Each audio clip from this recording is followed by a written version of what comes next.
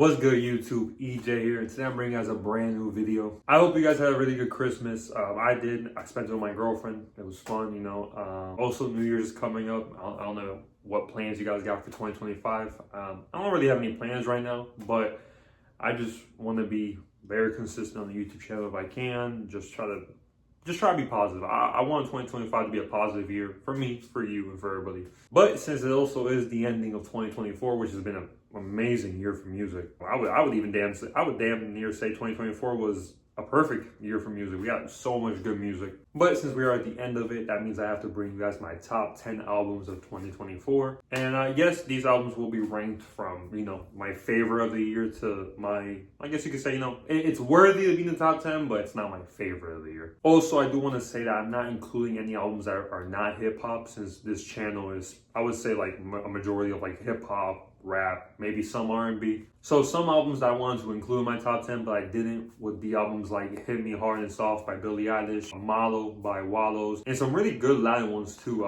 201 by Manuel Turizo, Layo by J Balvin. I think the J Balvin one was actually my most played album of the year. So I love that album, but I wanted to stick to specifically hip hop albums. And yeah, I'm not gonna waste any more time. Let's get straight into it. We're gonna start off with my number 10, which will be The Death of Slim Shady by Eminem. No one gives a fuck about your lyrical miracles. You're scaring the hoes. Am I gonna sit here and say, oh, well, you know, this album had to be my top 10? I like this album for what it is. I'm not gonna lie, since I didn't include other genres of music, it kind of left me with, like, that number 10 spot was a little, I don't know what to do with it. But at the end of the day, it's Eminem.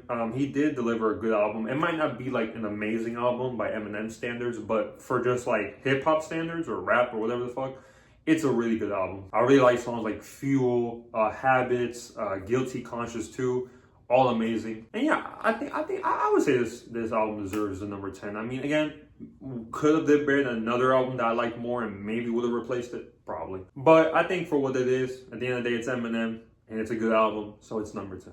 Moving on to my number 9, we have American Dream by 21 Savage. $5,000! That's some $5,000! Now, from the second I heard this album, I think it dropped back in January of this year.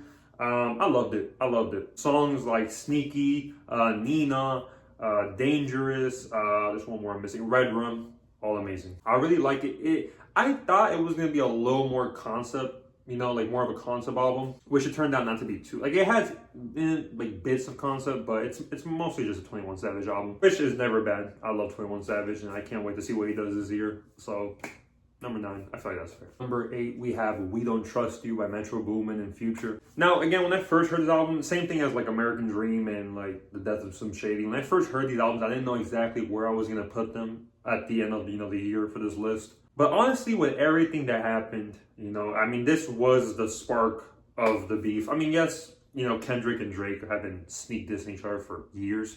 But I feel like the minute we got this album, we got like that, and that's when everything's popped the fuck off. So we gotta give it respect on that case, but also it's just a pretty good album. I was never really that big of a fan of the second half of the album, but songs like Everyday Hustle, featuring Rick Ross, Type Shit, Like That, Cinderella, there's no one I'm thinking of, but it left my brain. Oh, the intro song, We Don't Trust You, is amazing. So overall, this album delivered through and through. Is there some songs I could say, but like, I feel like the good outweighs the bad of the album. So for that reason, I had to put it at number 8. All right, moving on to my number 7. It is Blue Lips by Schoolboy Q. I don't think this album hit me as hard as a lot of people. A lot of people have this as their number 1 of the year. I think it's an amazing album. I could respect you completely for having it in your top 5 or even top 1. But for me, it's just an album that I love. I would say I like this album a lot. And I think it's also one of those growers where the more you listen to, the more it grows on you. You know, songs like Pop, Thank God For Me, Urine 101, songs like that were just amazing. They feel so alive. That's what I like. I feel like as good as 2024 has been, there's also been albums where we've gotten music where it's like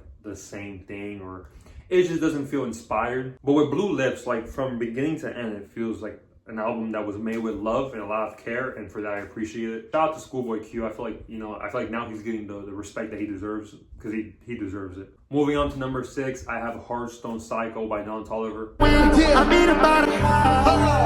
Honestly, what do I have to say about this album? The production's amazing. The lyricist, I know like he's not the most lyrical, but I like the things he says on certain songs that like mean a lot to me. Songs like Bandit, Tore Up, 4x4, They're not in my brain right now, but I can name so many more. Both honestly, I did not like the Travis Scott songs at first, but they grew on me. Really like Ice Age. Don Toliver did his thing. I feel like Don Toliver is the future of hip hop. The way, like, you know, we're always talking about like the big three. I feel like Don Toliver could easily be in the next big three. He has I mean, God, man, that sample on Bandit is just chef's kiss. I almost forgot about Kryptonite and our amazing song. Just so many good songs, and it deserves to be almost in the top 5, but number 6.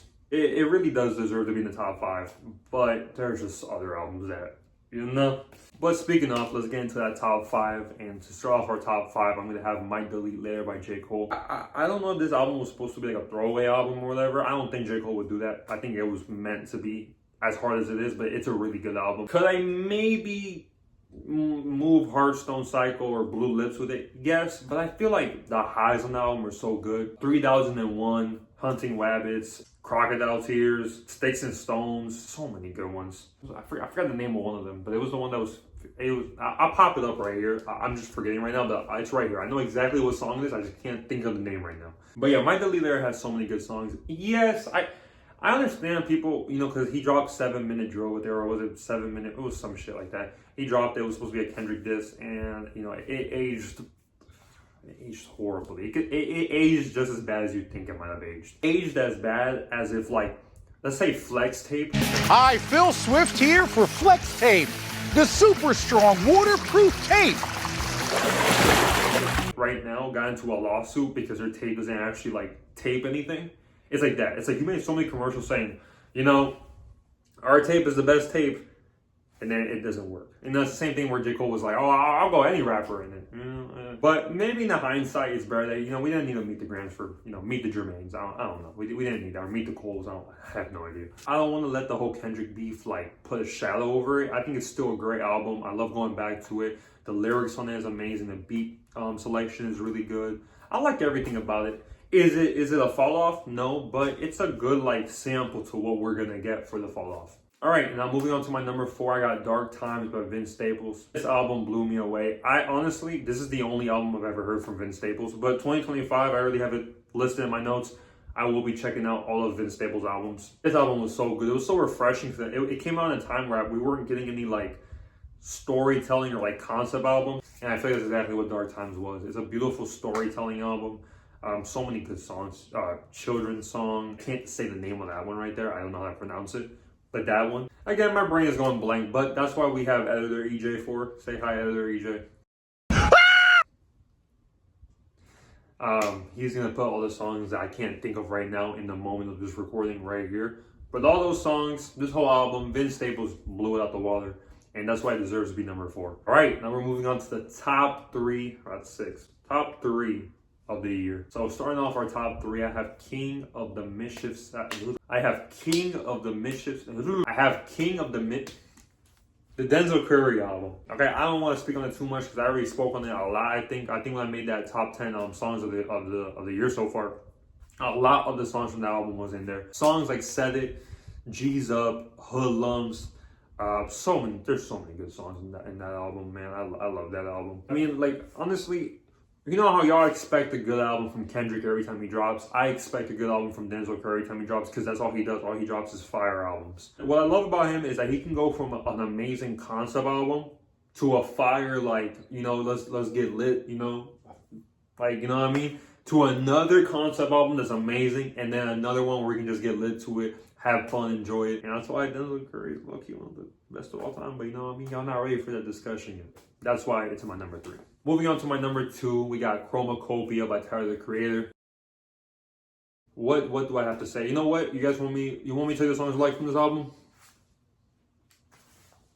All of them. They're all good. Honestly, maybe if I'm being super petty or picky, I guess, Judge Judy maybe. But even then, like, I would listen to that. I've heard this album multiple times from beginning to end. I love this album. An amazing concept album.